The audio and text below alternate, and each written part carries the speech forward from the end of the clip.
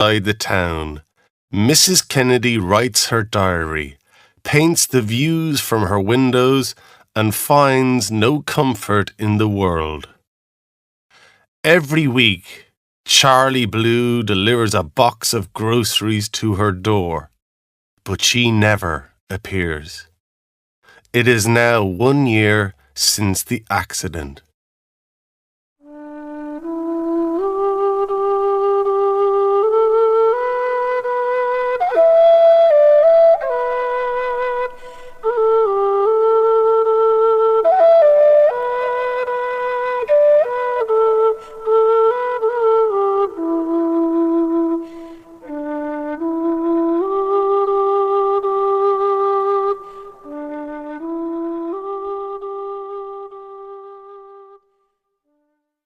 On Thursdays, after the last delivery of the long day, which was to the mad Kennedy woman, Charlie Blue was allowed to keep the van for the night. He could drive home to his mother, proud behind the wheel of the yellow van, waving to any of the boys from his school days he might happen to see in their long gardens, playing with their children or cutting their midsummer grass. The arrangement suited his mother. She would have the dinner ready for him, and then, after watching their favourite TV programme, Coronation Street, together, he would drive her into town to Horan's Hotel for her weekly game of cards. Tommy Horan also owned the grocery store, and she thought he was a great man, a generous man, to let her son have the van so that she could get to her game of cards. Charlie said nothing, but knew Tommy Horan to be a bit of a bollocks, selling his tired vegetables and soft tomatoes and eggs that were no longer fresh. He said nothing, because his mother could become as nasty as her 12-year-old dog, which she allowed to sit on her knees while she fed it with the better bits of meat from her dinner plate. There was a light shower of rain as Charlie was driving to Mrs. Kennedy's. The sun appeared strongly again from behind the clouds. The road shone blackly, and the smells of fresh-cut grass and warm earth rose from the fields and came in through the open window of the van. With one hand, Charlie took out a cigarette from a packet and lit it with his Horan's Hotel cigarette lighter. He felt lucky. Lucky to have his driver's license. Lucky to have his mother still alive. Lucky to be working for Tommy Horan, even if he was an old bollocks. August 20th. A month already. A day just as lovely as that day. The clouds low over the hills. Light seed balls blowing across the land like a first snow. And I hate this beauty because Bobby cannot see it. I paint it, but I hate it.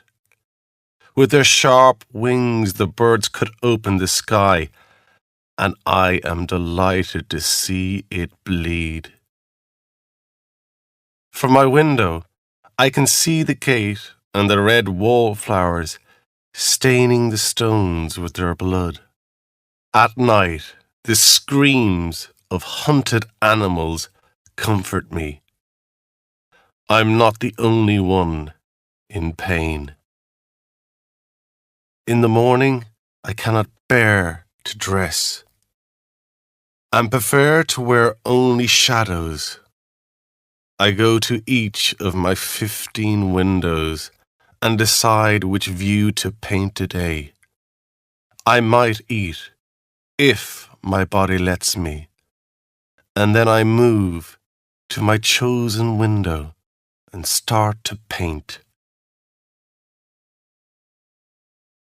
Charlie drove carefully around the last bend before the Kennedy house. It was a year to the day, he realised, since poor old Foley lost control of his tractor on this very bend and killed Mrs. Kennedy's young son. Bobby was his name, only 4 or 5 years of age. He and his mother were planting flowers at the foot of the big stone pillars either side of the gate when around the corner came Foley, shouting about the brakes. The front of the tractor was already too close to the pillar on the left, throwing up grass and earth into the sky. Mickey Toohey, who saw the whole thing from his field above the road, told the police in detail what happened. His story earned him free beer in the pub for a long time afterwards. He said the screams of the mother nearly stopped his heart. She picked up the boy's body before Toohey could get there, and she ran all the way up the long driveway to the big house, screaming the whole time as the boy's head dropped lifelessly against her arm and shoulder. Poor old Foley sat on the grass and put his head in his hands and didn't even recognise Toohey when he reached him. Toohey said Foley shouldn't have been allowed on the road, not even on a bike, because the old boy was half blind. September 3rd. Horan's got somebody new to deliver the groceries. I recognised him, Charles Cullen. He knocked and stood at the door and stared out for a long time. Out beyond the fields. At what? I don't know. He stretched his arms out wide like Christ on the cross, to take the whole world to his heart, perhaps. Then he yawned and knocked again. He lifted his t-shirt and scratched his stomach. With his toe, he pushed the box nearer the wall and left slowly, looking back occasionally at the door. While I was emptying the box afterwards, I discovered a box of chocolates I hadn't asked for. I must remember not to pay for that. Now, at the end of summer, the land is bled dry and colours are slowly returning to brown. The cooler air moves against my skin like long grass.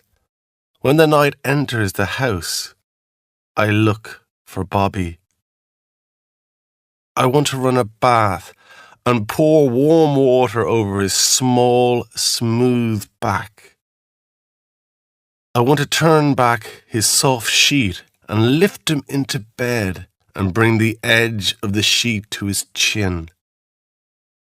I want to kiss his eyelids as he sleeps. Instead, the darkness tears at my own. Once, last autumn, as darkness was falling, Charlie saw an owl standing on the right pillar of Mrs. Kennedy's gate. It didn't move as Charlie edged the van past the ruined left pillar and wall, and then past the gate still on its side since the accident. At first, he thought it was a shadow. He had stopped by the pillar and quietly rolled down the window when the top of the fat, dark shape turned towards him. From the centre of 2 white circles, 2 eyes stared evenly at him, daring him to move. And then, with 2 or 3 movements of its surprisingly wide wings, it slowly, coldly flew off low over the field towards the trees. Charlie remembered feeling uncomfortable, judged in some way. October 9th. Charles still brings the groceries. For the same reason, I both hate and love him being at my door each week. He reminds me of a better life. I so clearly remember Charles in my class, tall and clumsy at his desk. I had to let him stand in the end. He was freer that way. And the day I decided he had a gift, it comes back so clearly. I hate the way I can remember every detail of my life before Bobby and Bobby's death. He brought his finished painting up to my desk, and at first I was disappointed. A beach in summer, it was called, but everything in Charles's painting was a different shade of blue. Not just the sea, blue sand, blue hills, blue boat, and what I thought was a blue sun. I asked Charles why he hadn't used other colours, and he said in that frightened way he had, "Well, miss, it's a beach at night time, you see." Charlie Blue, they called him after that. Maybe he still paints. I hope so. When the police arrived, Mrs. Kennedy wouldn't let them into the house, Toohey said, nor the priest either. In the end, the police had to break a window and get in that way. They found her upstairs washing the child in the bath. The blood-stained water went everywhere, over the walls and the mirror, wetting the priest and the doctor as they forced the dead boy out of her arms. Dr. Murphy phoned his wife, who came over and stayed in the house. Mrs. Kennedy didn't come out of the bathroom until the next morning. She came downstairs, still covered in blood, and told Mrs. Murphy to kindly leave her house. Hasn't been seen outside her house and garden since the child was buried. From the high field, Toohey says he sometimes sees her sitting all day at one of her windows, or walking naked to the woodpile, or throwing bits of food out for her cats. As Charlie drove the van up the driveway, he looked around for her, as he always did. He threw the end of his cigarette out of the window, thinking to himself that he had only 2 cigarettes left, and that the old bollocks wouldn't be paying him until tomorrow evening. He'd better save them.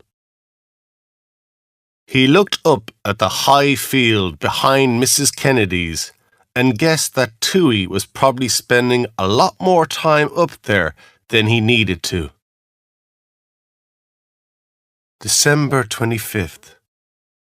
I found a Christmas cake I hadn't ordered in the box of groceries yesterday. Sometimes a man comes to the gate and stands there, staring up at the house. Who is he? I wonder. He was there last week, and again today. I feel Bobby's presence strongly today. I fetched the Christmas tree from the cellar and put it in the front room, with coloured lights and pretty glass bowls on it. I write in its red and blue and green light. I have wrapped his favourite toys and placed them under the tree. I close my eyes and he is there, lying on the carpet by the tree, opening his presents, turning his blonde head around to smile up at me not minding a bit that they're the same presents as last year. I drink my wine and eat a piece of Christmas cake. Too rich for you, Bobby. Too rich.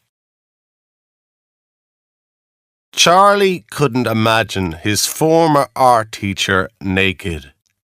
Every other woman in town had spent time naked in his dreams, even Mrs. Simpson in the post office. Mrs. Kennedy was older than her, but not by a million years. She could only be 40 or so, and she had had a good shape back then during his time at school, even if it was hidden by long dresses and colourful baggy jackets. He had liked her. She hadn't laughed at him for being stupid. She had put up a painting he had done of a beach at night time, right up beside the board where everybody could see it. That was good. It was worth being called Charlie Blue for that. February 18th. This week Charlie hid a couple of oranges in the box. I love him for these small presents, the only kisses I receive.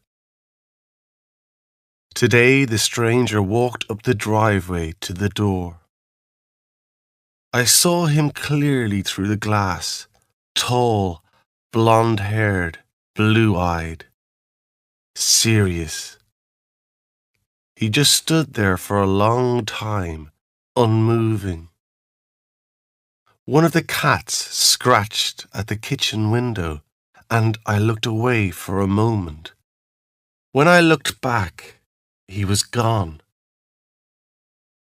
Snow fell again today, but a hard sun drove it into the hungry grass.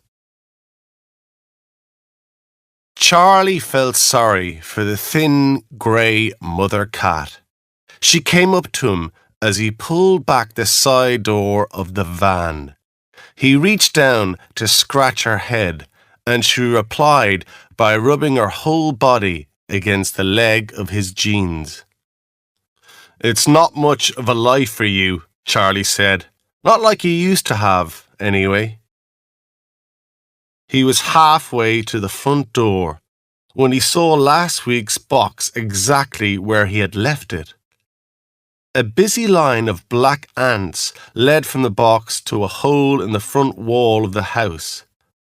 Confused, he walked up and down for a while, looking at the front door and windows. He put the box he was carrying back into the van, lifted his t-shirt and scratched his stomach. Near the corner of the house, he saw a torn egg box and a pile of clean chicken bones. April 28th. I feel so heavy.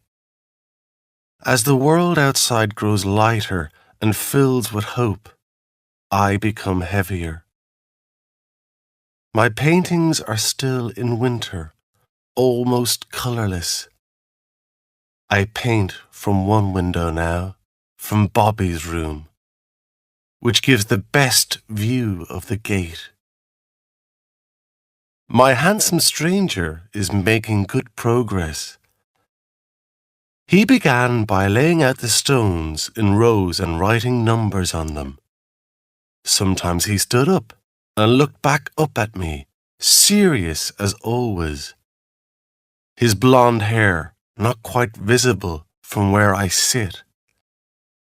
The wall is finished.